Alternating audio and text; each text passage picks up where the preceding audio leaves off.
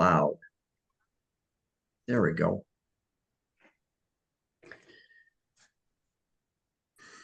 Anybody else have any thoughts or lingering points to bring up? We've been covering a lot of stuff here. Woo-wee.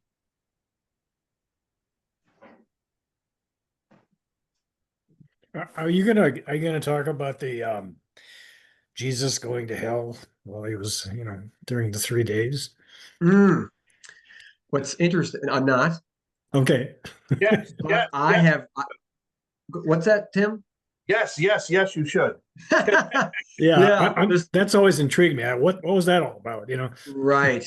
Yeah, I have actually, that's one of the first things I inquired about when I went to the Cultivate, the Discover the Kingdom class that they offer, which is kind of like the membership thing here at Woodland Hills. If you haven't done that, I recommend it. It's awesome.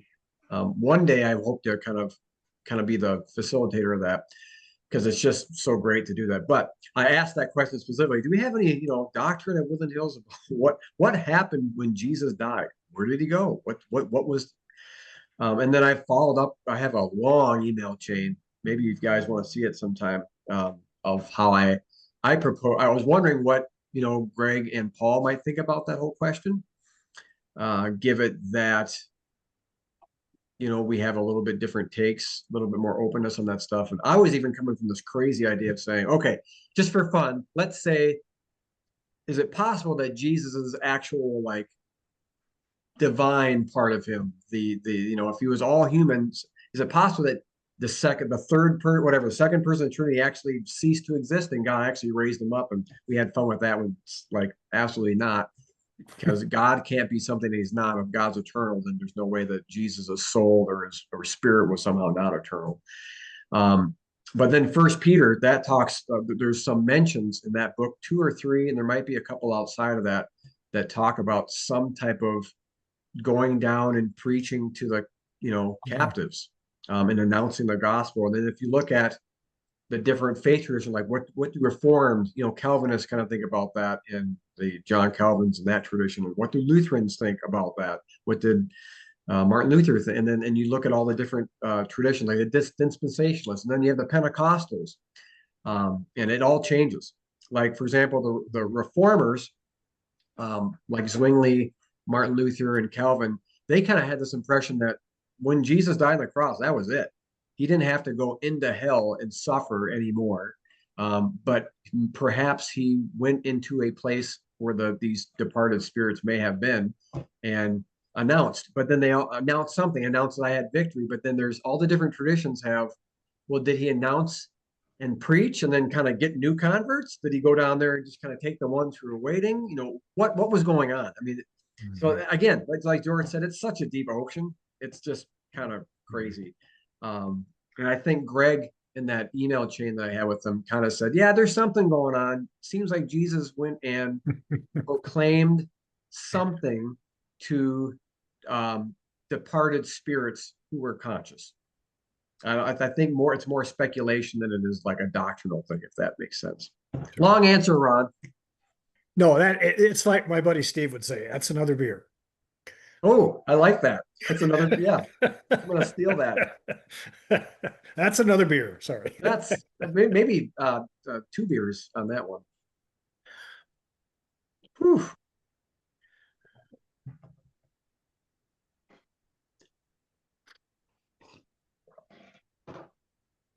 Anyone else? Hi, Lorianne. Hi, Linda. Good to see you guys. Damon's here. Jim's here. Hey, Hello. Jim.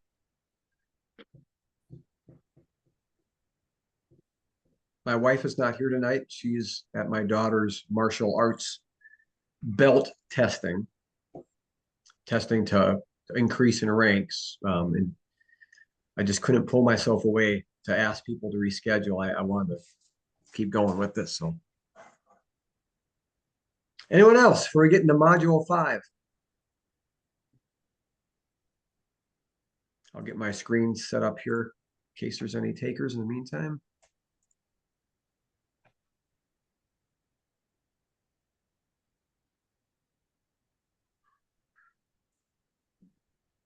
Okay. Well, let's move forward. got the PowerPoint recording. Just breeze through these real quick here. All right, everybody. Well, we're moving into our fifth module. We got a lot to cover, so we're just going to get into it and hopefully leave time to conversate. I got two parts to this. I don't know if we're going to get to the second part, but that's okay. But we kind of ended last time going really quick through this idea of the chaff and the wheat, that when Jesus comes, he's going to be the one that separates this, and he's going to burn that chaff with unquenchable fire. He's going to get rid of it. But I try to bring us back to the very elementary idea of, well, that's what a grain of wheat look, or not a grain, but just the wheat plant. And the chaff is a part of the plant. And you just kind of get rid of the outside, the inedible layer to get at the grain. And we've always been, not always, not maybe you guys always, but I have in the church have always been taught like, well, there's two types of people. There's wheat and chaff. And which one are you? And trying to make this difference, saying like, well, I'm in and you guys are out. And you're the chaff. And boy, look how bad it's going to be for you. But I tried to frame this in the context of, well, let's not take this view that fallen people are somehow, or this fallen view that people are either wheat or chaff, or that there's either enemies of God and friends of God. I kind of put this idea out there that we're all these beautiful heads of wheat, and we're all made in the image of God. And with that, Jesus is coming with his intense fire to burn the chaff, to get rid of the parts of us that are not conformed to his image, that are self-destructive and destructive towards others. He's trying to restore the Imago Dei, and not thinking of the wheat and the chaff as individual peoples, but the wheat and the chaff is the same. It's the same person, and God is trying to refine us. And that's going to keep going into what we're talking about today. And that's my view of judgment, that it's a revealing, it's an unveiling. It's bringing truth to things that which can be a painful experience, especially if we're in a position of resisting. But it's really trying to, God coming face to face with anything that is outside and inconsistent with Jesus, and burning it away. So we're back to a little fill in the blank thing that we did last time. I said the warning of hell, Gehenna, that's one of the major things we covered. It's not this shadowy underworld of what we've talked about, eternal conscious torment. We've kind of gone over that. The second one, I said, hell is a warning against what? Well, it's against God's judgment, not necessarily an eternal conscious torment, but a judgment that can be painful. It will be painful in many ways, because it's when we're having to come face to face with God's response to all this brokenness and all this self-centeredness, and to be held accountable for those things. And I'm saying that God's judgment, it is fire. That's what we covered last week. There is this fire, and that's the consistent theme throughout the whole Old Testament. But we see that there is this evolution of that idea of fire, where it went from being direct divine fire with Sodom and Gomorrah, that it came into being other nations being the ones that are carrying God's rod of fire to bring judgment. So it's not even divine coming out of the sky, it's coming to other nations. And then it really comes into the burning presence of Jesus himself. And we saw that was a theme that was all the way back to Genesis 15, with the covenant cutting ceremony, where God passed through the cut animals as a flaming, smoking pot and flaming torch. So he has always been this all-consuming fire. And then we see the actual judgment of God. When it comes in judgment, it really evolves into being more of this refiner's fire. And his burning presence is actually self-sacrificial love. That's what we saw Jesus representing. And fourth, today, we're going to get into this. Everyone will be subject to judgment and fire, because it's only through the purification and eradication of sin that the universe is going to be, eradicated from all of its brokenness. Mm-hmm. And that is really contrary to what you hear, especially for someone like me who, I grew up in a Christian cult as a kid. But then when I got to be a teenager, became a regular evangelical, and then I started working with the Baptist church. And then it was basically Well, no, you become a believer to escape judgment. But we're going to see today a different view. I'm going to challenge us on this. And if you've been around Woodland Hills at all, this shouldn't be abnormal. It's just we're going to take this a little bit deeper than I think Greg's going to go with it from the pulpit. Oh, I guess next time we'll do number 5. So, okay. But module 5 here. So I guess I'm calling this judgment 1, maybe. And then next week or last session will be judgment 2, I guess. But I'm going to present this idea of that there is fire for all, that there is a judgment for believers, and that what God's judgment is, it's a revealing, an uncovering, a disclosing. And then if we have time, we'll talk a little bit about Revelation. Just skim the surface because we're already doing so much of that at Woodland Hills. I'm not going to really get too much into that, but I'm going to try and just answer the big question is like, how can you possibly even, put forward some type of idea that these fiery, violent images, that those aren't actually going to be the way that God accomplishes judgment, or at least not in a violent way. So we'll see what we get to. And again, we're trying to keep all this review in our minds because what we've seen so far is Jesus. That was in our first, or I guess maybe, probably the first module. We're trying to look at him as our hermeneutic, that he is the revelation of God. And it's important to continue to remind ourselves that he manifested himself as being nonviolent. And so that's how we're trying to view all these passages in a way that helps us harmonize with the person of Jesus. And so it wasn't even that hard to do that when we looked at the word hell, number 2 here, because we saw that it was a literal valley of Hinnom, or the transliteration of that Ga, which is a valley in Hinnom. So we saw that Gehenna is not this eternal conscious punishment. It's above ground. That's where Gehenna is. It's kind of in a valley though. So it kind of gives this imagery of, lower, badder place, but it's a strong admonition against judgment. So it's really all about judgment, not necessarily torment or punishment. And judgment, I try and look at that word a little bit differently because that's like one of those knee-jerky words. Everybody hates judgment. Who doesn't? You can look at those. If you've ever had your phone like on YouTube, looking at YouTube shorts, or look at like TikToks or whatever. I do this every now and then. Or you'll see these videos where dog owners come home and then the dog owner like ripped up the floor or ripped up the couch and the sofa or got into a bag of chips, and then the owners walk up to him and go, what did you do? Or like, or whatever their dog's name, Bigsby, what's going on? And the dog just puts its its paws over its eyes and kind of turns the other way, looks the other way. And nobody likes to be called out, but really judgment is the calling out of it. It's the revealing, it's the disclosing of all the things that we don't want to see, the things that we try and hide, the things that are pushed down. And judgment is also when that sin is dealt with.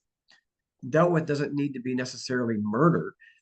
It can be that it's dealt with in a way that brings life, that it no longer harms themselves or the other. The brokenness gets burnt up in judgment. Judgment is when you come face to face with the fiery presence of love, actually. And that is what eradicates evil. Because we saw even when these judgments of fire came down from heaven, maybe in Genesis or Leviticus or Exodus, Deuteronomy, or Numbers, and even with who's the other guy I'm thinking of, the other prophet, Elijah. It didn't do any good. It just, the evil would still be around. It never got the job done. And what we see with Jesus is that what's getting the job done is the forgiving, loving, revealing presence of him. So his love, God's presence, that's what fire is. It rages and it burns. Our God is a jealous God, and it refines. Just like the burning bush, it didn't destroy the bush. That's what caught his eye, Moses' eye there. So The fire came. We saw the fire. The fire became incarnate. The fullness of God dwelled in Jesus bodily. You can't get any more of God into Jesus. If you saw God, you saw the Father.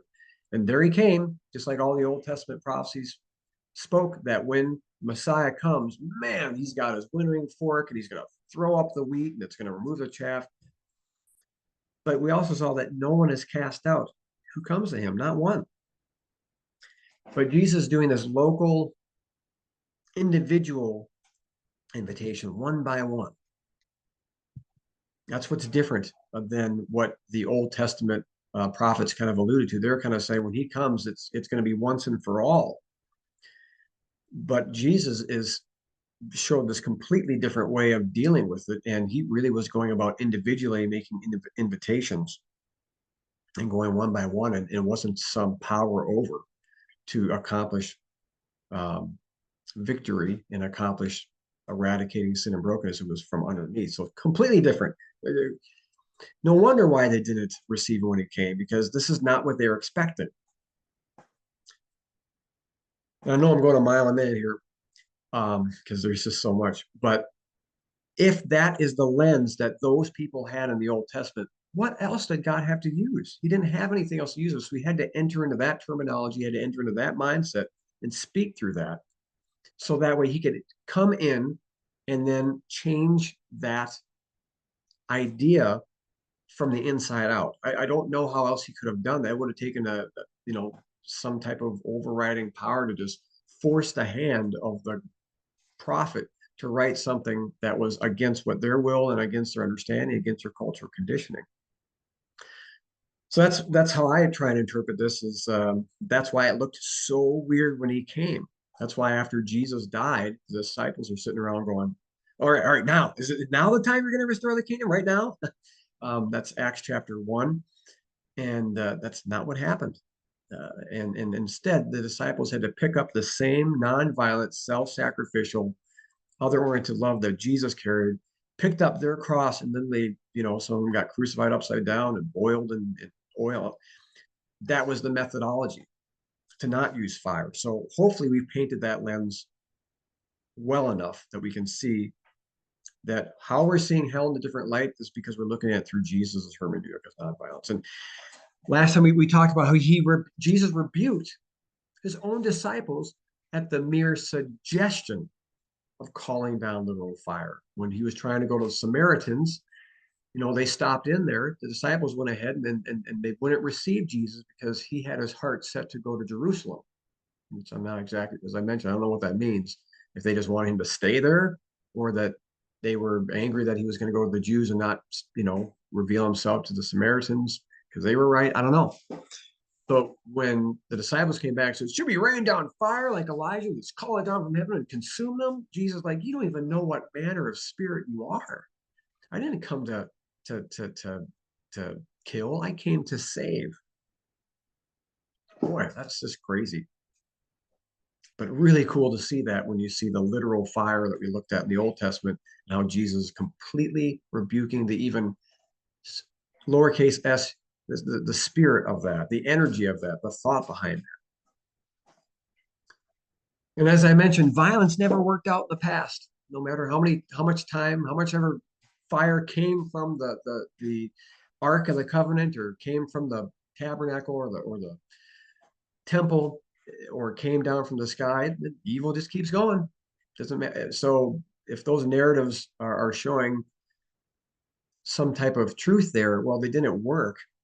Some type of literal truth, like these things actually happened. Well, it was a failed attempt, especially when God could just, if he really wanted to take care of us, he could just, blink his eye and we'd all be, he's got that type of power. It's not like the lights in heaven would dim if somehow God wanted to really deal with this. So why would God use primitive fire? I mean, it's so primitive. But I think that was the mindset of the people at the day that were, that God was writing through, and he entered into their story, and he made himself to look like that.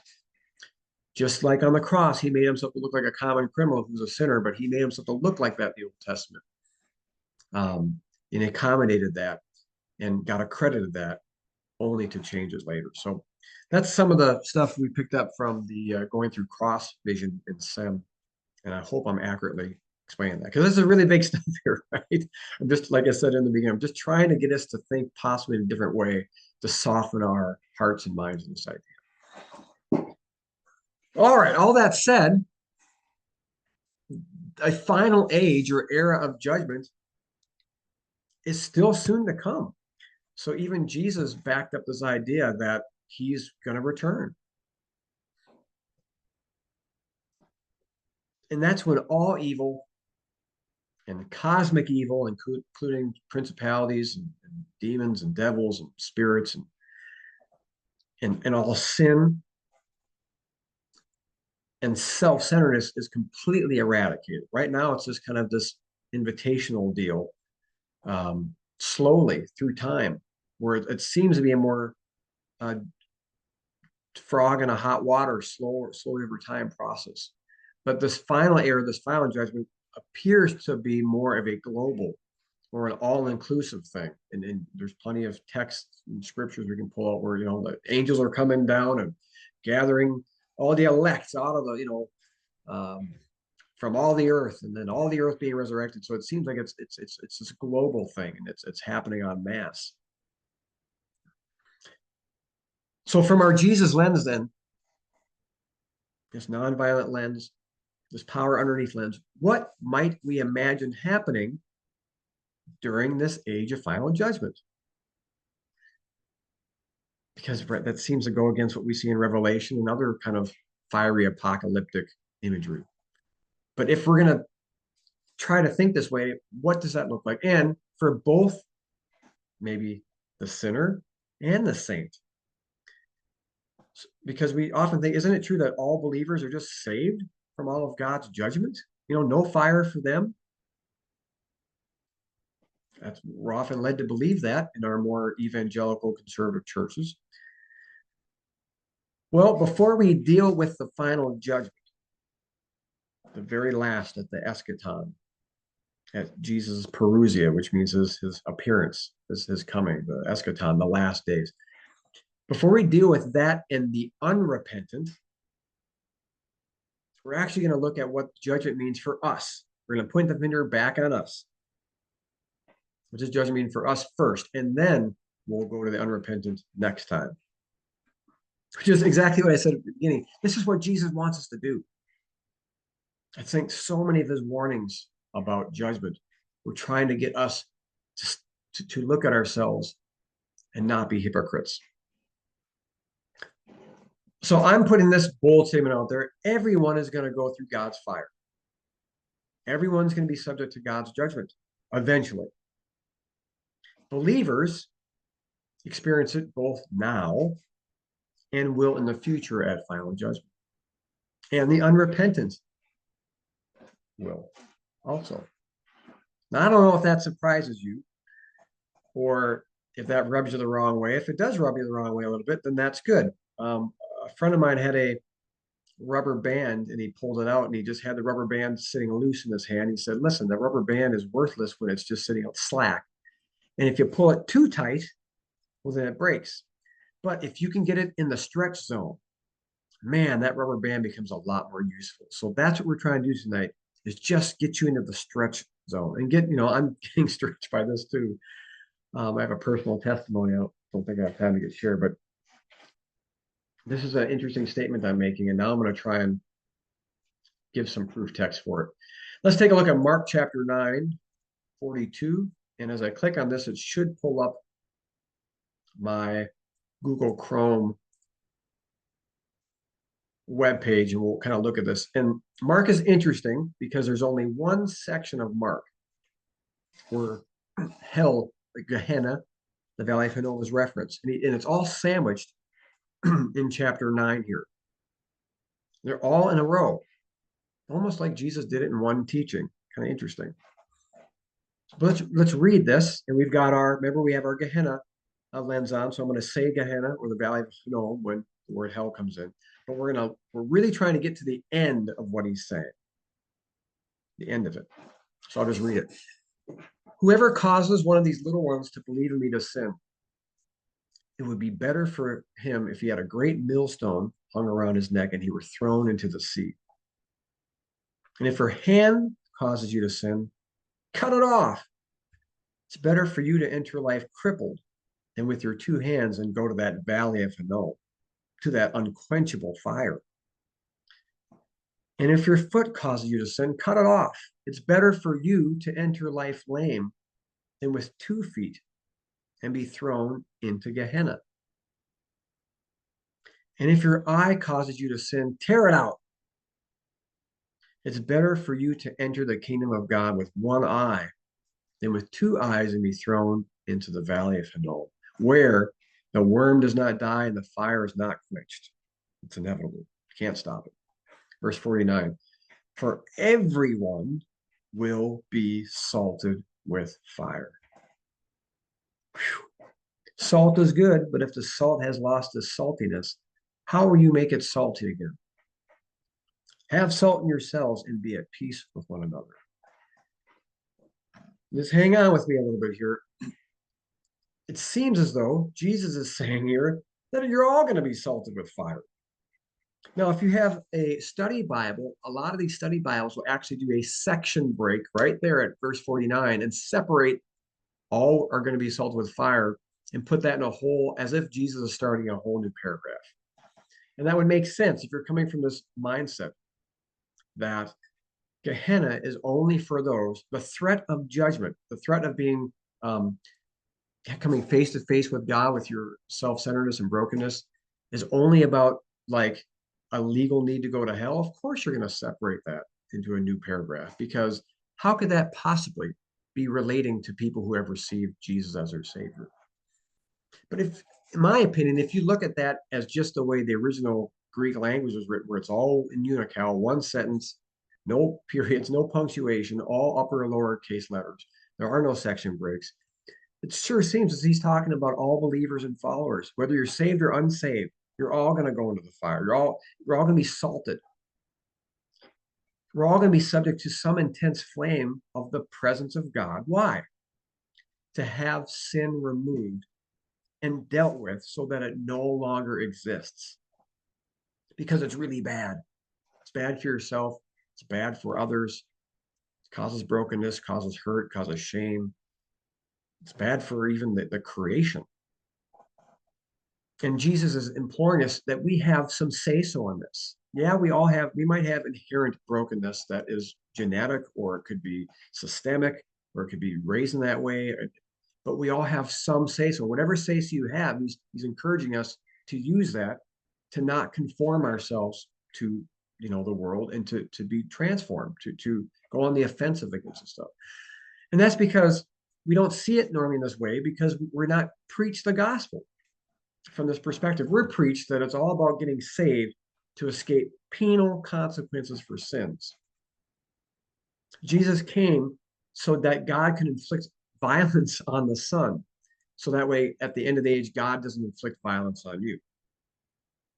But like if you look at Matthew chapter 1, verse 1 to 21, it talks about the coming Messiah. Emmanuel is going to save them, the people, from their sins. See, being saved is about being saved from the sin. That's different than being saved from just the punishment. I'll talk about that more in a minute.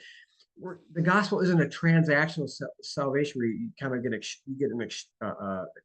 a get out of hell free card if you just say the right prayer, and so on and so forth. It's the gospel that Jesus is preaching here. It's a pastoral charge, a pastoral urging. He's like a pastor, just really impressing upon us to turn away from brokenness and sin and to seek love, so you avoid the effects of sins and having to come face to face with God on those. Because that's painful. It's just like a kid that gets in trouble, grabs a cookie from the cookie jar, and then when dad shows up, even if that dad is the most loving dad, there's guilt, there's shame, and you want to run and hide. That's what happened to Peter when he was on the boat. All of a sudden, Jesus manifests his goodness, and Peter just started get away from me. I'm a sinful man. I can't handle this. it's when God reveals, his goodness reveals all the junk in us. And that is just the judgment. And he's saying, you don't, if you can avoid that, trust me, you're going to want to avoid that. That's my opinion. Now, I have a lot more other passages that I can go through on that one. That one, you might be able to say, well, Vinny, that's kind of, that's a contested passage and there's good reasons for that. I agree with you. And, that is one, but we're about to go way deeper. So just hang on a minute. I wanted to spend a little bit of time on Matthew 25, because this is one of these passages that, boy, I've got some people that are texting me that have been watching my podcast, and this is one of them that like to call me out on, and maybe for good reason. But I'm going to show you how I look at this a little different. So Matthew 25 seems to be one of these passages where Jesus is trying to say, well, here's how you can know what's going to happen to the bad people, and we're going to know with certainty what that's going to look like. We're jumping in mid-thought here. He's been talking about the sheep and the goats. At the end of Matthew 25, after he's given lots of parables about being ready, making sure that you're doing what you're supposed to do, because a God can come at any time. He says this little swath here. Then the king at the end of the age will say to those on his left, depart from me, you cursed, into the eternal fire prepared for the devil and his angels. Which might be something, as George was talking about, might be some that might have been in their reading of like First Enoch. They might have been reading that book and thinking, well, that's kind of the judgment. We know that sinners go there. For I was hungry and you gave me no food. I was thirsty and you gave me no drink. I was a stranger and you did not welcome me. Naked and you did not clothe me. Sick and in prison and you did not visit me. And then they will answer saying, Lord, when did we see you hungry or thirsty or stranger or naked in prison or sick and did not minister to you? And then he'll say to them, truly, I say to you, as you did not do it to one of the least of these, you did not do it to me. And these will go away into eternal punishment, but the righteous into eternal life. Now, I know we could sit and look at this. I could give really interesting exegesis where like that word eternal, it's aionios. Aionios can be used in the Greek. It can be used either to designate just an age, a set amount of time that has an end, because there isn't really a word for everlasting, eternal, that without an end. It doesn't really exist back there. So there's places where aionios gets translated as only a certain amount of time. Like in the book of Philemon, the Apostle Paul is telling, hey, you should receive Onesius, the slave, back in your household, aionios, forever. It's not eternal. It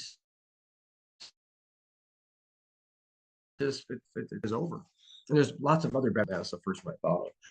I can go about it that way, but I'm going to try and like do a forest through the trees thing and go way big on what I think was actually another possible way that Jesus was trying to, what was he trying to communicate in this passage here? So I don't believe these sheep and goats is trying to talk about those who have said the sinner's prayer, and were water baptized, confessing their faith, versus those who have not. I don't think the sheep and the goats is talking about those who are going to avoid God's legal need to punish versus those who had an outstanding legal debt.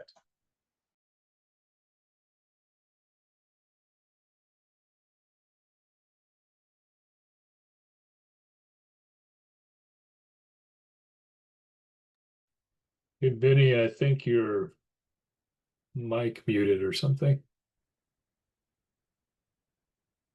Oh.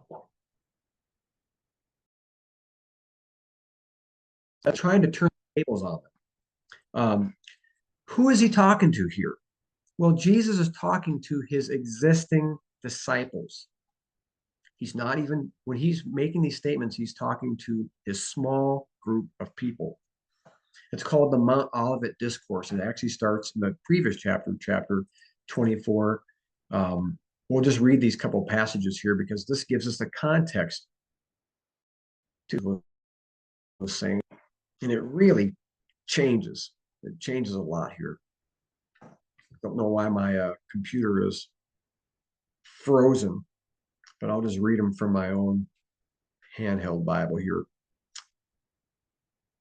Oh, maybe it'll come up. Okay, there you go. It says, Jesus left the temple and was going away. When his disciples came to point out the buildings of the temple, hey, look at this, Jesus, look at this. Look at how great the temple is. But Jesus answers, you see all these, do you not? Truly, I say to you, there will not be one stone upon another that will not be thrown down. Jesus is saying that the temple is going to be destroyed. The physical temple of where the place of center of worship was for these folks. Verse 3 says, as he sat on the Mount of Olives, the disciples came to him privately saying, tell us, what will these things be?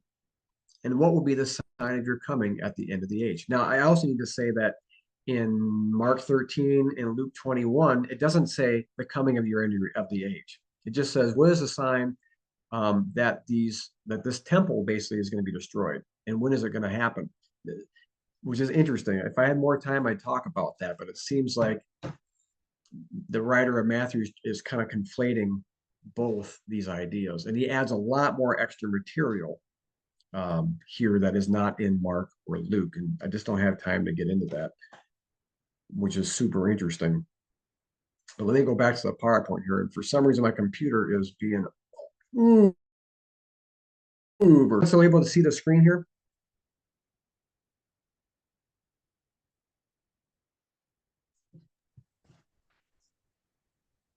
You still see the text from Only Bible. verse 3. Yeah. Just make sure that I've got a slowdown on Interstate 35W here with my PowerPoint, so it's taking a minute for it to come back. Stand by.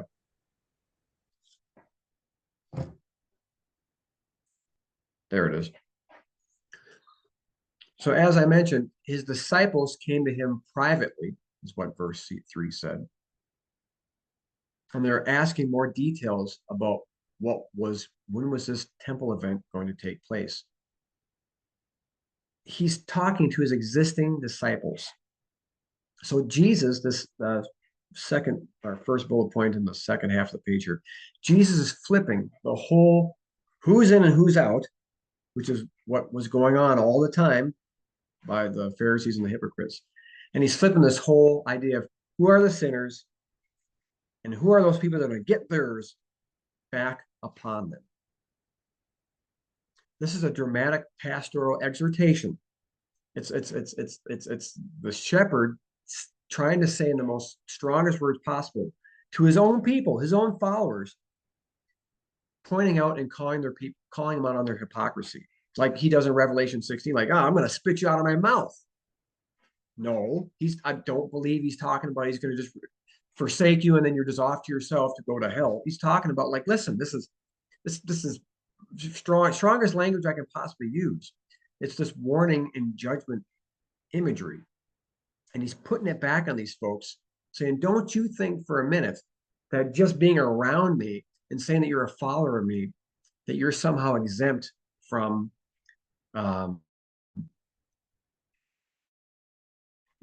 that makes you clean from your sin. Jesus has been going around hypocrisy on all those who said they knew God, who were leaders and held in honor. And I think in the parable of the sheep and goats here, Jesus is continuing this ongoing theme that entering the kingdom is about coming to the source of life, coming to Jesus, and to reflect that, the true and genuine love into the world. It's not about affirmations of your head or knowledge that I have honor because I've been walking with Jesus, or I've got all the right theology. He's trying to say, listen, you guys are always trying to figure out who's going to go to judgment, who's going to go to, who's going to go to, the Valley of Hinnom, and who's going to be burnt up and stuff. You know what? When I come back, I'm going to be looking around who's doing the work. And they're going, well, haven't we been with you, Jesus? He's like, it doesn't matter. The whole thing I'm trying to tell you is to get free from your sins and to actually go out and stop being self-centered. It's all about, the kingdom is all about bringing the reality of the goodness of God into this broken world. It's not merely about talking about it or assuring yourself that you're the ones who are in. That kind of thinking is going to be burned up. So what I'm doing, I'm taking this way bird's eye view, zooming way out. That's my passage, because I think this is a passage meant to warn against hypocrisy. It's not a blueprint. This text from Matthew 25, it's not this blueprint or a code book to try and say, well, here's what's going to happen to those people at the end of the age who aren't believers. The finger is supposed to be pointing back to us after reading that, rather than being assured that we are saved because we had this transactional salvation that helps us avoid legal punishment, because that's not what Jesus is saying. And that's what, it's so difficult when, you know, like I said, from my background, which is an evangelical conservative background, we'd have to look at this passage and try and explain it in crazy ways, because it doesn't even say it. Some of these people don't even, when did we see you, Jesus? How is it that we're going to be in the kingdom? When did we ever minister to you? And he's like, well, you're the ones that visited me in prison. And so Jesus is almost slapping the disciples in the face, saying, like, these people who don't even know me, they're the ones that are going to get in. Don't think you're getting in just because you are, you know, walking around with me. It's the ones that are doing the work. That is a little bit different way of looking at those passages without trying to, like, you know, actually explain or what punishment is and eternal judgment and fire. Consider that one. It's a different way of looking at it. There's some other, like N.T. Wright is one of those people that, what I've heard, looks at those a little bit differently and actually takes that grander view of those verses than a real narrow view and just say, well, see, that's what, you know, Matthew 25:41 says, they're all going to, you know, go into the flames. Well, let's look at it in context. Let's put some hermeneutics into it. And I think it's the other way around.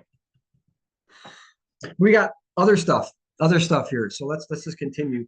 Matthew 5:22, like I said, my computer is running slow for some reason, so I'm just going to read it. That's the verse that says this.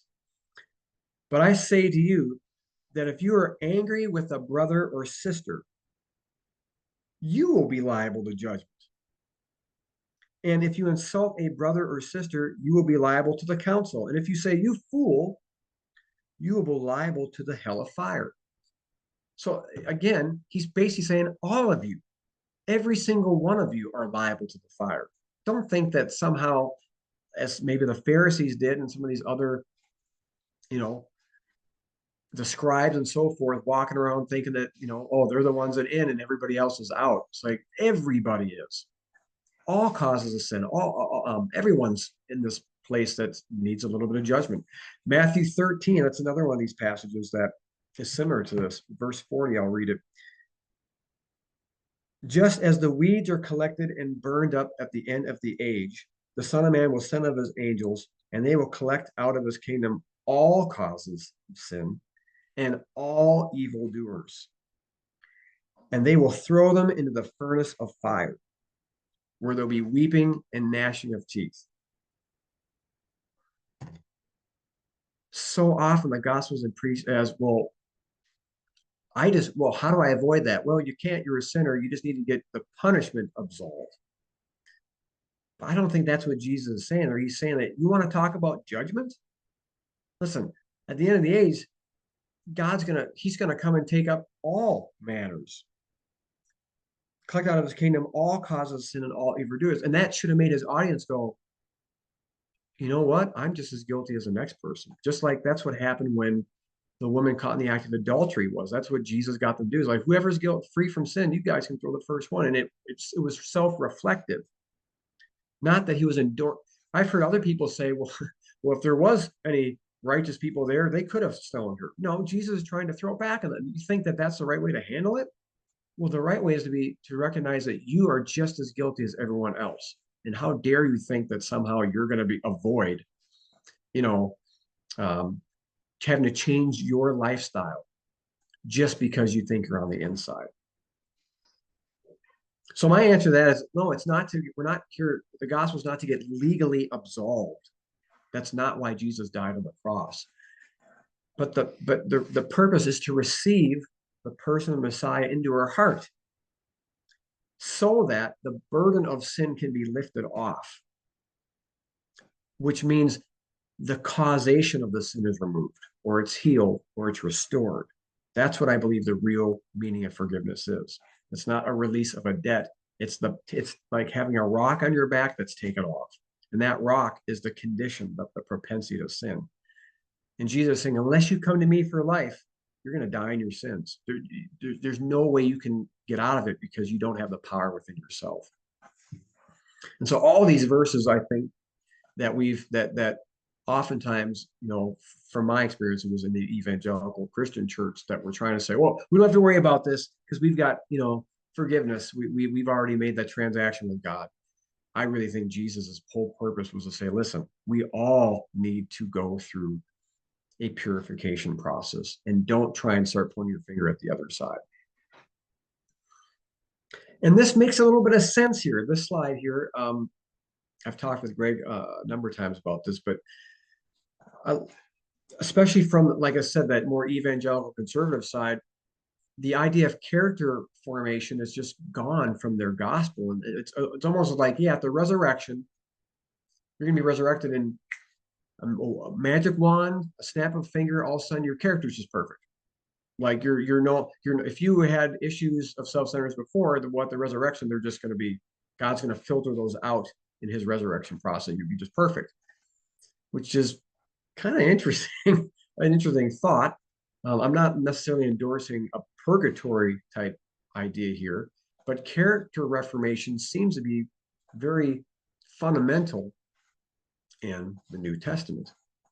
So I believe this purification, this changing of the heart, the transformation of our heart, it begins now, which is God's fire within us.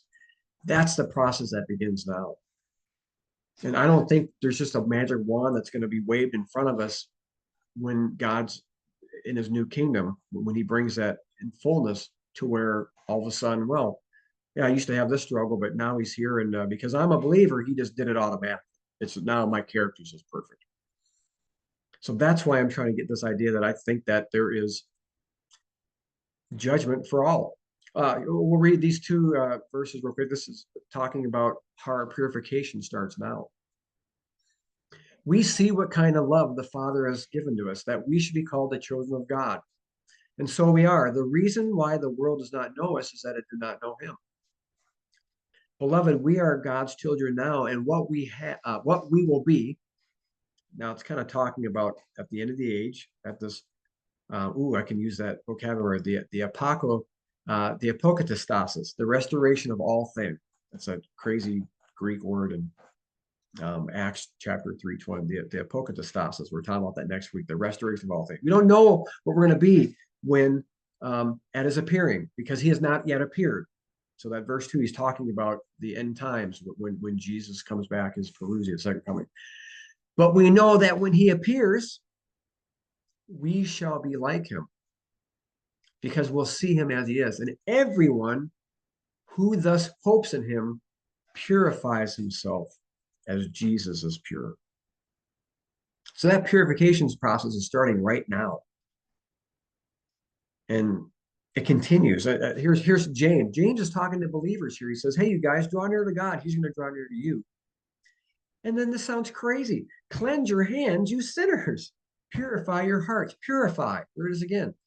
You double-minded, be wretched and mourn and weep. Let your laughter be turned to mourning and your joy to gloom.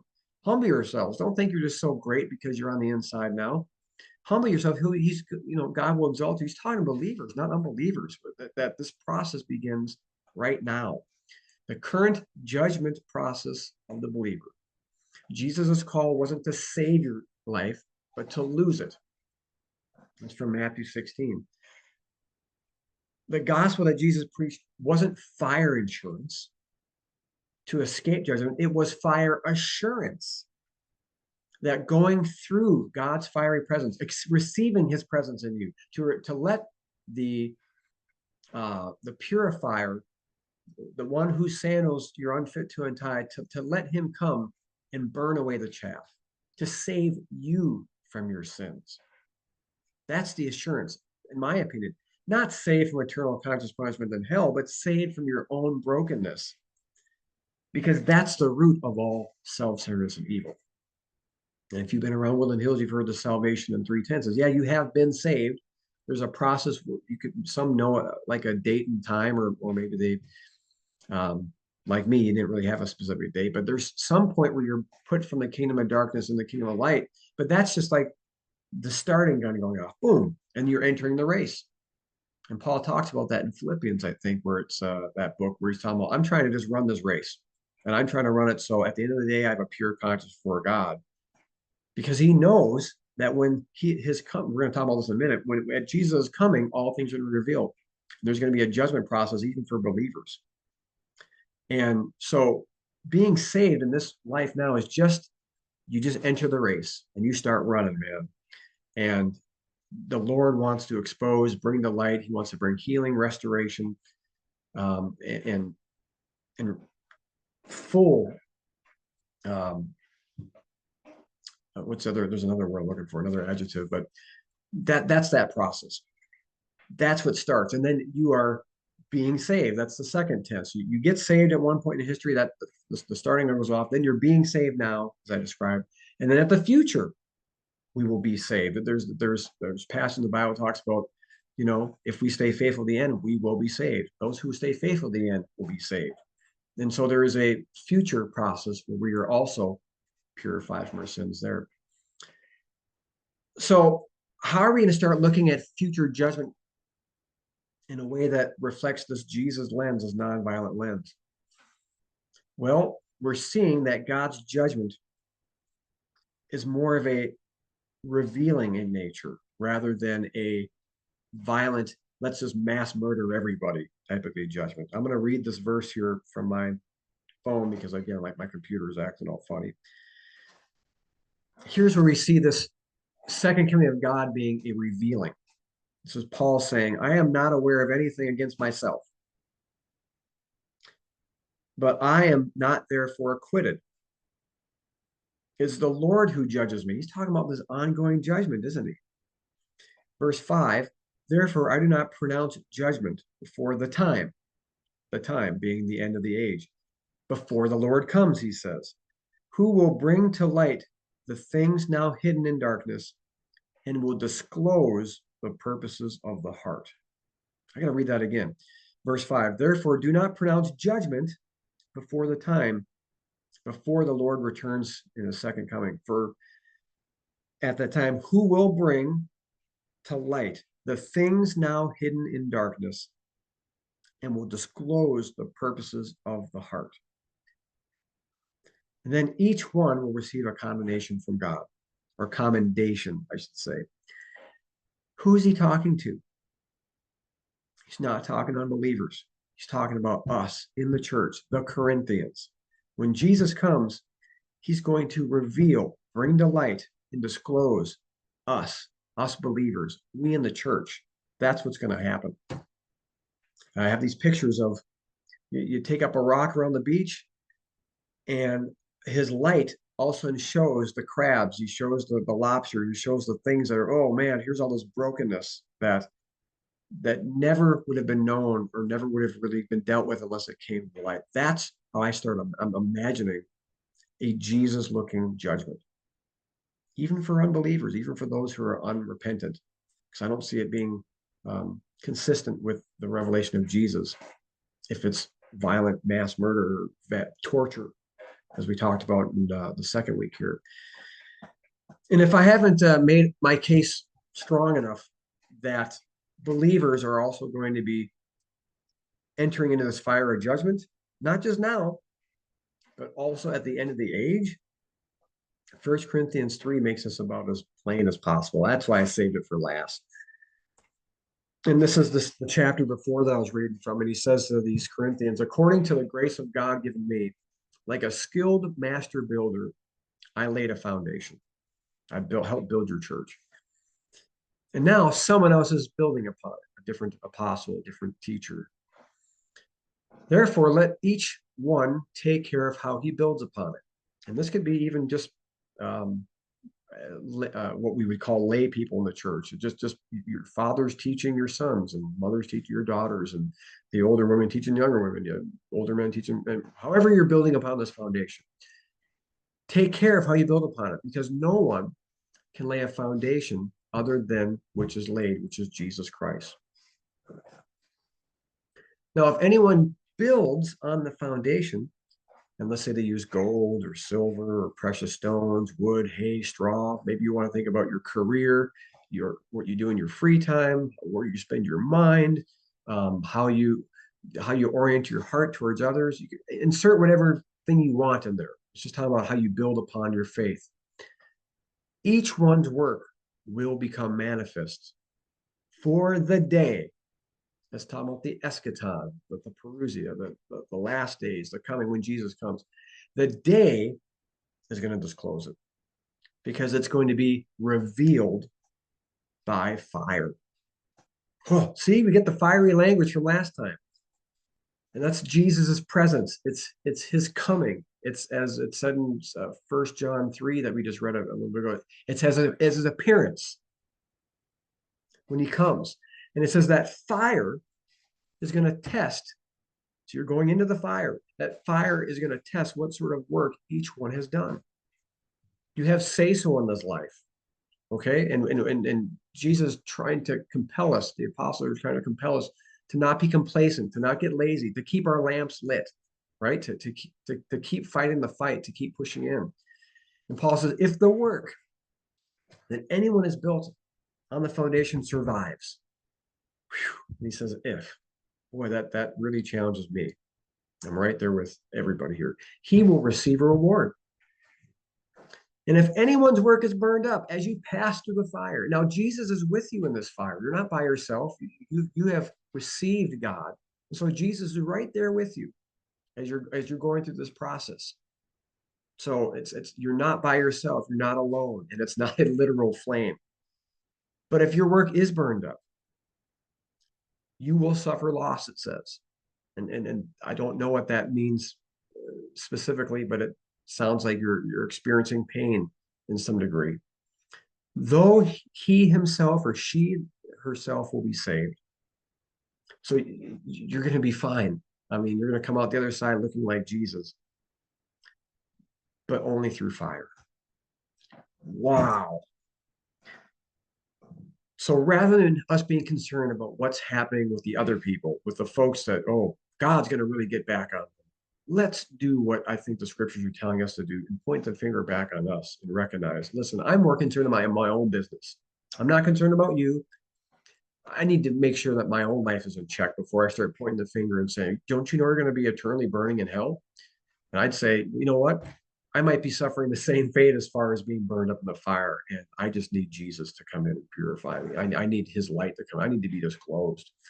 That seems a lot more like what Jesus was getting at. We're almost finished up with, I think we're only going to have time for this part one. But dear friends, it says, do not be surprised, 1 Peter 4, at the fiery ordeal that has come to test you. Some persecution going on. It's just physical persecution, more or less, but get to my point in a minute here. He says, don't be surprised by that as though something strange were happening to you, but rejoice in as much as you participate in the sufferings of Christ, this fiery suffering, so that you may be overjoyed when his glory is revealed. See, here's the second coming. His parousia is at the last day. It's his full self is revealed. Oh, wow. You want to be overjoyed that you passed the test, that you made it through. If you are insulted because of the name of Christ, you're blessed, for the spirit of glory and of God rests on you. And if you suffer, don't let it be done as a murderer, as a sinner, or some kind of a criminal or a meddler. But if you suffer as a Christian, don't be ashamed, but praise God that you bear the name. For it is time for judgment to begin with God's household. Ouch.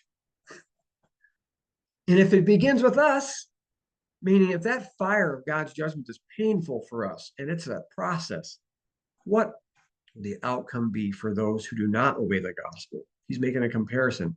You could just say it could be a lot worse. It could be even more intense. And if it's hard for the righteous to be saved. He's talking about not the first tense of salvation, not your initial coming to Jesus, but talking about the purification of your sins, going through the fire. If it's hard for us, man, what will become of the ungodly and the sinner? Man. And that's what you'll hear from the pulpit. Greg will kind of insert this stuff from time to time and say, he'll say he may not be endorsing an eternal conscious torment type of hell, but he'll say, you want to experience Jesus now because it's going to be a lot easier now than it is then. He'll insert language like that. And I've kind of picked up on that and tried to press him on that. And I think this is what he's getting at. And so therefore, those who suffer to God's will should commit themselves to their faithful creator and continue to do good. So Peter's just saying, hey, as you Christians are suffering, my last slide here, as you respond to evil, as the same way Jesus did, that's their suffering they're going through. You're doing it non-violent, non-retaliatory. They're just receiving physical persecution. You're passing through and you're displaying the same fiery judgment that Jesus passed through and displayed to the unrepentant when he was on the cross. That's the fire he went through, and he passed the test. And he displayed that fiery judgment on the cross. God's judgment was Jesus dying on the cross. And it exposed and displayed all evil. It revealed his true nature, that he's self-sacrificial, other-oriented, redemptive. Come back home to be forgiven. That type of restorative love. So that's, in conclusion, that is the same fire I think we are all called to do as believers. It's the same fire we're called to display. This is the unquenchable burning fire that no matter how much we want to put it out, you can't. Because Jesus is unquenchable. You can't stop it. It's coming. And I think perhaps this is another way of looking at what Jesus' return is going to look like at the end of the age when God brings it in fullness. It's not sort of this idea of fire and brimstone, but man, it could feel like fire and brimstone if you're resisting it, or if your heart isn't perfectly perfected. So that's what I had for the first half. Actually, it's not the half. That's like 80%. The next half just kind of sets up what we're going to be doing next time, and trying to give us continuing this idea of what does it look like to imagine judgment being nonviolence, even though we have some pretty violent imagery in Revelation. So it's just kind of a setup for next week. But I told you this is going to be hard, challenging. I'd love to hear your thoughts on this stuff as we all sit in the fire.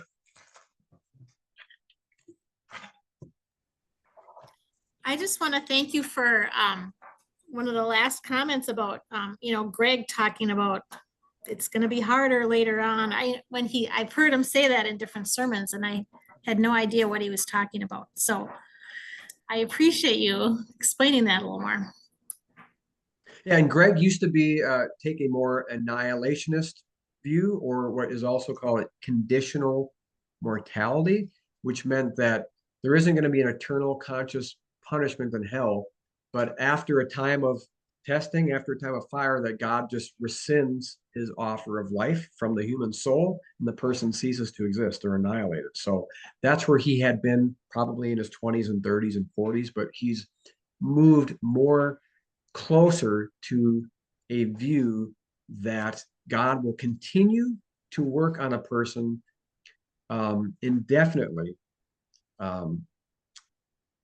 until either there's nothing left that's redeemable, or until it gets purged.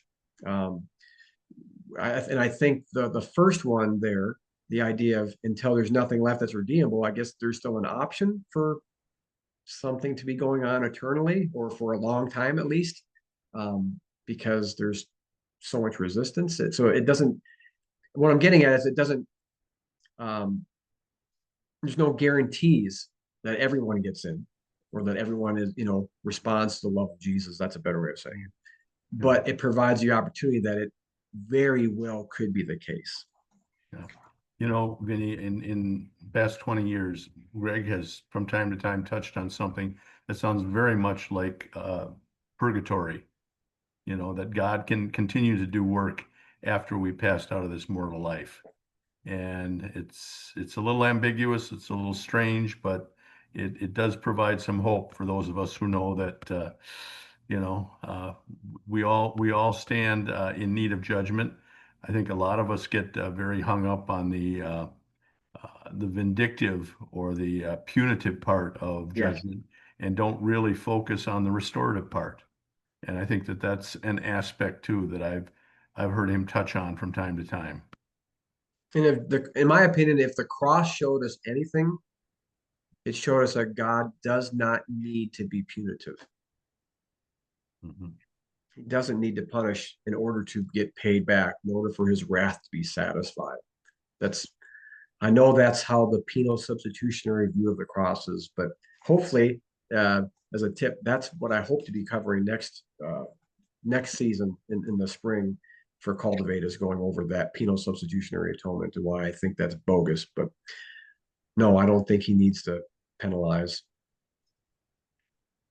Which gives us a better understanding of, if we want to use that purgatory term just as a word that we all know means, if there is some type of that afterlife purging, it's not a violent thing. It's not a burning of flames in the sense of you're tortured. This is talking about the loving Father bringing light into areas that need to have his love come in. It's a whole different way of looking at it. And so, Vinny, I'm going to ask if we could just practice some spiritual imagination muscles, because I think that's what we have to do in this topic. Is you've laid out the verses that probably have given us an idea from a theological perspective what could be, but and there's not. This is mysterious because none of us have died and come back. We don't know this part. And we don't know what's going to be. But so in the spiritual imagination process, which Greg has encouraged us to do, how do you imagine the process to look like? And we're not always holding anybody here to account. We're imagining now. But this is the $1 million question that we all live with. We don't know. But how would you imagine a purging to look like? Say you pass now and you're passing. And again, we're not looking for an awareness of everything, but all of us have things that need to be purged. So that's clear. And Greg has encouraged us to be humble such that we could lessen some of that love, fire process. Mm-hmm. What would you imagine that to look like when you pass, let's say? Now you're asking all of us, right?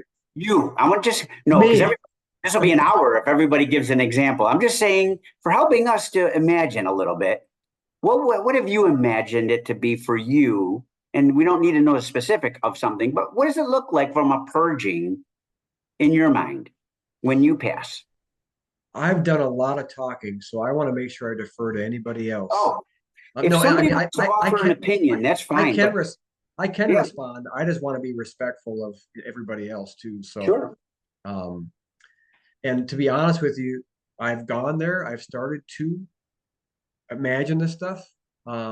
I'm 45. I've been trying to follow God since my earliest memory, and all my imaginations of God have always been violent up until 5 years ago.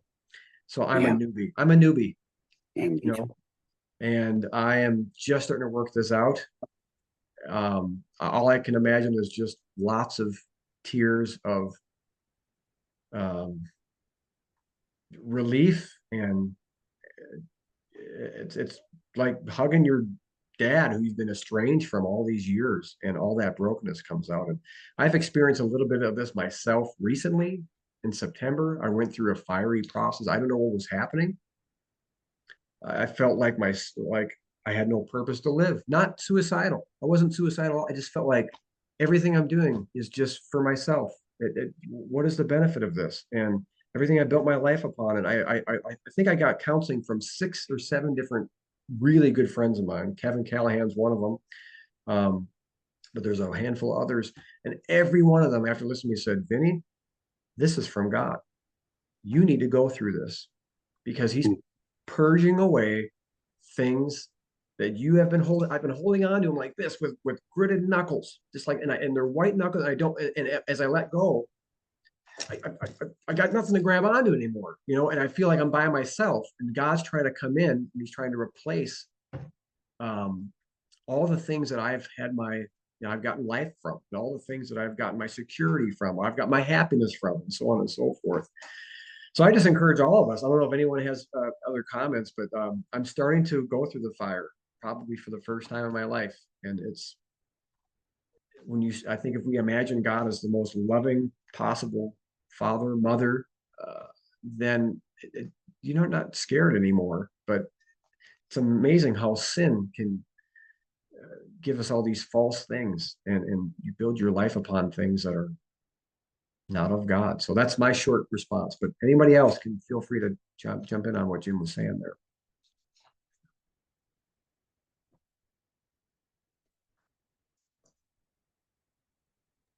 I mean, I always pictured it as kind of a revealing, as you've said several times. You know, I think if we still have a brain, and short of a lobotomy, you're going to have to be convinced, right?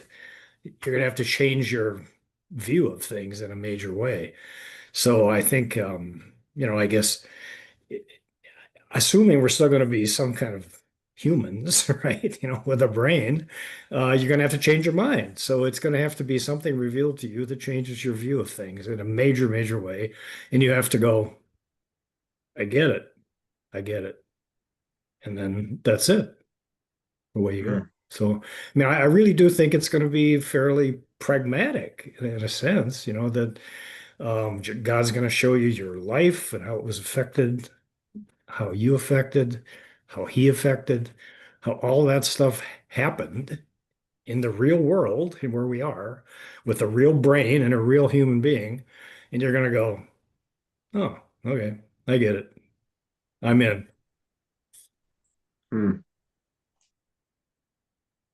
Yeah, I'm along that line. I've imagined that as I've done this and for myself, you know, we lie to each other or to ourselves so much and in this world that we think up. Well, when we get in his presence, there'll be no lying, and it'll be clear, and it'll be in, and instead of us being in this state where it would be toxic and harsh, like you're saying, I think the love is going to come through, where the lie and the BS that we would tell ourselves about a situation, 1,000 situations that, and depending on how long we live, but I think the lie will come forth underneath it, not in a harsh way, but in a revelatory way, and then indicate to me the pain I've hurt myself and others. And I think the sadness and the grief, just the freedom, though, in crying of sadness and weeping is probably part of that purging. I mean, because when we weep over sadness that we've hurt each other here, then that's that purging part that feels better.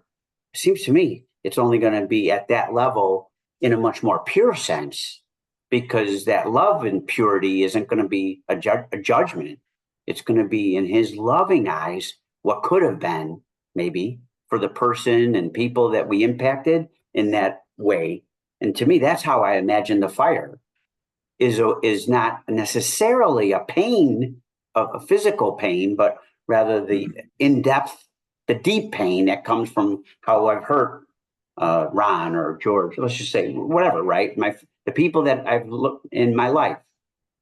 And that could be that could be eons, you know, depending on how deep this goes. So that time doesn't bother me, but that's how I've imagined it. Yeah, I like the idea that you're talking about like a time period, because I think we've looked at the end being the end of, like, judgment is like one sliver and then everything else comes after that. Where I tend to like think of it as an era of judgment. It's an era, it's a time where this stuff is worked out, as opposed to like a judge with a gavel and that is it. And that process, that's going to be an interesting process, I think. And I think that gives me a lot of, when I start reflecting inward and take all these passages about Gehenna, all these passages about, who's going to be in and out, and I start putting these on me, that's when I start to realize, oh, I got things I need to work on. And it doesn't, my pride goes down. I don't look at someone who's lost or not in a relationship with God no longer as like, you need to get saved because don't you know what's going to happen to you? I start going, man, I'm broken. Are you broken too? Man, we both need healing. Man, we both need to we both need the love of God, don't we? And like I'm like in partnership with them. I'm with them as opposed to creating this I'm better than you and walking around. I pray 3 times a week and I fast twice and I give all like that kind of a thing. That's how I feel like I'm getting closer to the actual gospel this way. I don't know if anyone else, has other stuff too, but I love this kind of conversation. Well, Vinny, I actually, kind of in keeping with what both Jim and Ron were saying, when I've tried to do that sort of imaginative exercise, what I do or what I think or what I fantasize, if you will, I see going back through the entire history of my life from the very beginning all the way through and seeing my life through God's eyes, how He saw me, how He saw what I did, where I fell short, what He, and actually places where I pleased Him. That basically I'm caught in this very limited, narrow vision of myself and the world. But God is seeing it all. He's seeing all the impact that what I did and what I didn't do had on all the people that I associated with. And yeah, obviously there are many, many places where I've fallen short, but there are probably a number of places where I did things that had positive outcomes I had no awareness of. Yes. But He saw it all, and He's Amen. revealing that.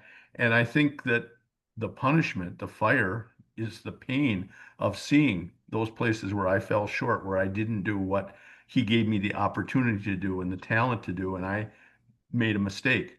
But the reward, part of it is showing me the things that I did that I had no idea. And, He, as a loving parent, he's not punitive. He's not punishing me. He's just showing me what I did and what I could have done and what I should have done and what I did that pleased Him. And, and obviously I think we can start that purgation or, in our life now. I mean, as we look back at our younger days, I think most every one of us saw behaviors that we engaged in or things we did that we now regret. And we can change that. We can repent during our life and move. And obviously, we'll never move to perfection because only God is perfect, but we can move closer to the way of Jesus. And I think that's the beauty of being a Christian and having the free will and having the knowledge of, what's right and wrong, because the world deceives us as to what's right and wrong. And so I engage in that kind of spiritual imagination that Jim was referring to. And I see it as, both a good and a bad thing. It's bittersweet. My life and everyone's life is bittersweet. We had many opportunities, some of which we took, some of which we didn't. And God saw it all. God had a plan for us. And in some cases, we followed the plan. In many cases, we didn't. And it's all for the purpose to restore. It's all for the purpose to bring you back into the fellowship of God so He becomes your all in all. That's where you're getting all your life from. It's never to just show you things and then make you feel bad about it. And then you just feel bad about it. And that was the point is like, all right, I'm showing these things so that there's no longer any brokenness in those areas. And that's just a beautiful way to imagine it. And if I may, just one final bit, I think that He's showing us things so we can improve now, that He's making us aware now, because when I was a young man, I really didn't understand the implications and I really didn't take the Bible to heart in the way that I have as I've grown older. And I think He's giving me an opportunity now in my life while I'm still here to do as much work as I can. And also, to use these things as lessons. Where you made a mistake, I'm not going to punish you. I'm not going to destroy you. I'm just saying, here's where you fell short. Here's what you could have done, what you should have done. And again, a purging. Again, because I have a background as a geologist, I don't look at fire as necessarily just a bad thing. It burns away the chaff. I look at your example of the wheat and the chaff. I think we are all wheat and chaff. The chaff is the material body around us, and that will be burned away. And the wheat, the grain, is the spirit inside. Awesome. It also just dawned on me that the root word of purgatory is purge.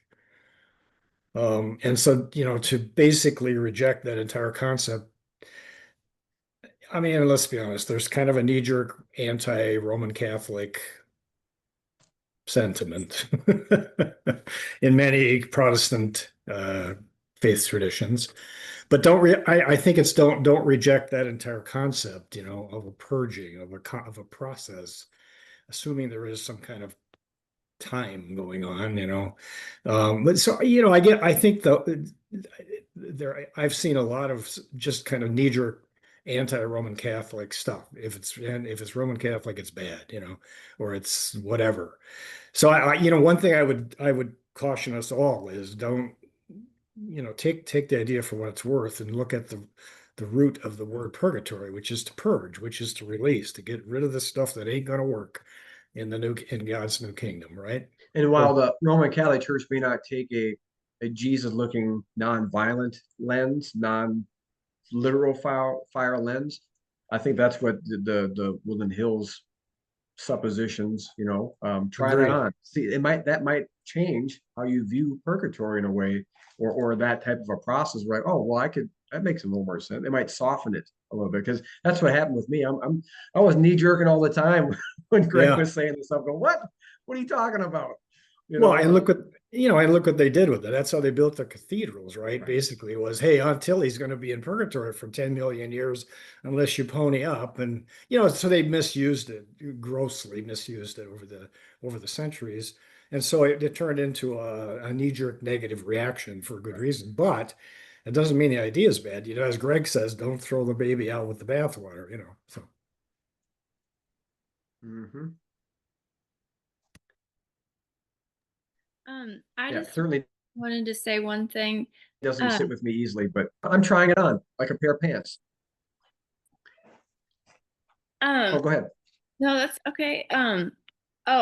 When I think George said something about we have the privilege of knowing what's right or wrong. And I think that's where a lot of confusion is now. Like, because I think some people will really think something is totally wrong, and other people will be like, nope, that's not wrong. And I think that is where our culture often feels such conflict, even amongst Christians themselves, trying to figure out, what's right or wrong. And so I don't know what I'm trying to say, except that I think that the whole thing of being a Christian is much more complicated than or at least for some people, it's very complicated. And that's okay. Like, that's not a bad thing. Hmm. And George, you were nodding your head. Yeah, just a clarification on that. When I'm speaking of us knowing what is right and wrong, I'm referring to our basing our sense of what's right or wrong on the Word of God as revealed in the gospel. And I do agree with Jamie that our culture kind of works against that.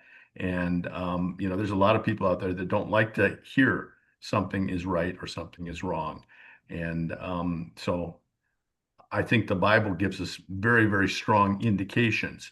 Now, you may argue on some specific points because it was when it was written and all, but I'm basing this on what we see as God's revealed truth, as I understand it. And of course, my understanding is incomplete. But I also, I'm a victim of this culture, and Greg often talks about that, how we're trapped in, Yeah. the Christian culture, as opposed to really being followers of Jesus. So, Okay. but I see Jamie's point. And I hear it from a lot of people. People don't like to hear things. Oh, George, you muted yourself. I know, because I could go on, and I don't want to, but I just, basically the Bible, let's go to the 10 Commandments, for example. Those are some fundamental biblical truths about behavior. And I can find you people that would argue with each and every one of those commandments, but to me, they're foundational. And while I may not live them perfectly, I do try. So when I say we know what's right or wrong, I'm referring to Bible believing Christians who try to take the lessons, especially the lessons of Jesus. Yeah, I just have lately encountered so many people who are Bible believing Christians who have completely opposite views on things. And Mm, it's troubling, you know? indeed. But that's when I like when Greg says things like, well, it's not perfect doctrine that gets you saved, you know, or you don't have to um know all the right things to get um to be accepted. So I kind of lean on that. We kind of have to remember also that the fall of mankind, was eating of the tree of the knowledge of good and evil, for us to for us to take it on ourselves to distinguish between good and evil, when in fact, that's God's business. That's right. Amen. Well, We Jim, have no idea what Jim, it would wouldn't look you like. agree that the best indication we have of what God thinks is right or wrong is what we find in the Bible? Yes, of course. But we also have to remember, like Greg has preached, over and over again, that so much of what we read in the Old Testament, we can't just take literally, that a lot of it came from their surrounding cultures as well. And so it's just easier for me to just let God be God. Because people are going to interpret the same Bible passage in two different ways. I've seen it. 10 different ways. Yeah.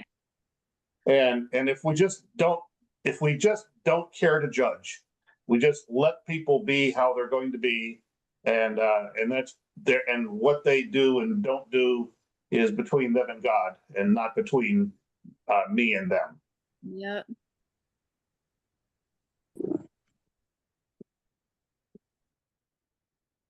And I'd like to add that to me is a purging that we are going through now is in this church among many or few. This one helps us to learn how not to judge and practice non-judgment. To me, coming from a strong legalistic Baptist, and like Vinny was saying, for 2/3 of my life, this church is a breath of fresh air and learning how not to judge. To me, that's a purging we do now.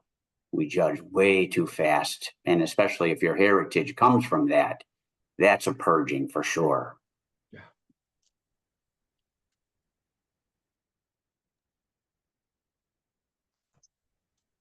So are we talking about, are you guys talking about, I've been listening, but about people's state of being or their behaviors? Like, because to me, I think we can determine what's evil and what isn't evil. And sometimes I don't know that we can just leave that be between God and not do or say anything, if that's what I'm understanding. I'm not sure if I just jumped in at the wrong moment or not.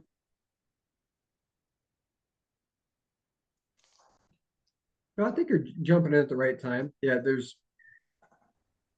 as Jamie said, there's a lot of debate on what that means.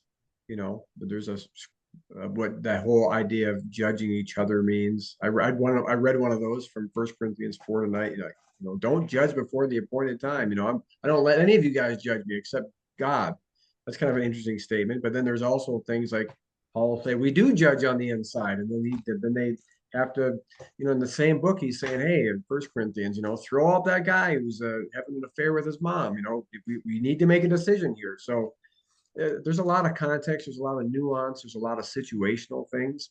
I think what I was trying to present is like, just make sure our fingers are pointing back at us mainly, and that we're using the Word of God as a self-examination type of tool rather than as a weaponized tool to judge and point fingers and try and get other, get their little speck out while you got a plank in your eye. But there has to be, just to add my 2 cents, there is some times where you have to judge a situation. You have to make a decision. You have to say yes or no. I'm not doing this, or I'm not. And sometimes what you hear at Woodland Hills is about, there has to be a relationship there. In order for it actually, if you want your judgment to actually have any impact, you need to have the walls down. The other person's walls have to be down for them to be influenced by it. And I don't know how else that can be done through a relation. I could go walk into a bar here and just yell at everybody, at 2:30 or whatever, at 1:55 when everyone's really wasted.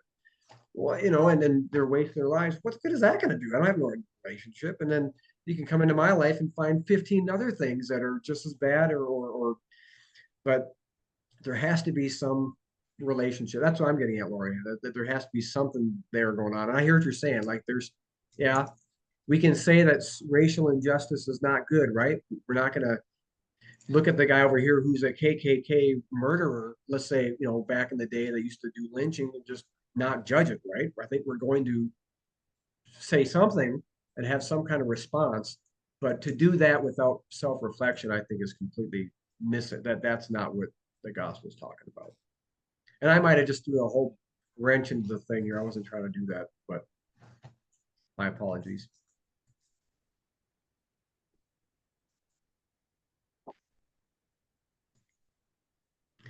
Yeah, we're over time. Yeah, so thanks for sticking around, guys. I see a couple hands up. So we got 1 session left. We're going to get into universalism and apokatastasis, and we're going to talk about, we're going to open, I still haven't opened up that email about the lake of fire yet. I'll do that probably tonight and tomorrow. We'll start getting into that, but Greg responded. We'll talk about all that stuff. We'll get into the book of Revelation more, and we'll see what happens next week. Thank you. Thanks, Yeah. Vinny. Thanks, See you guys. Bye. Bye-bye.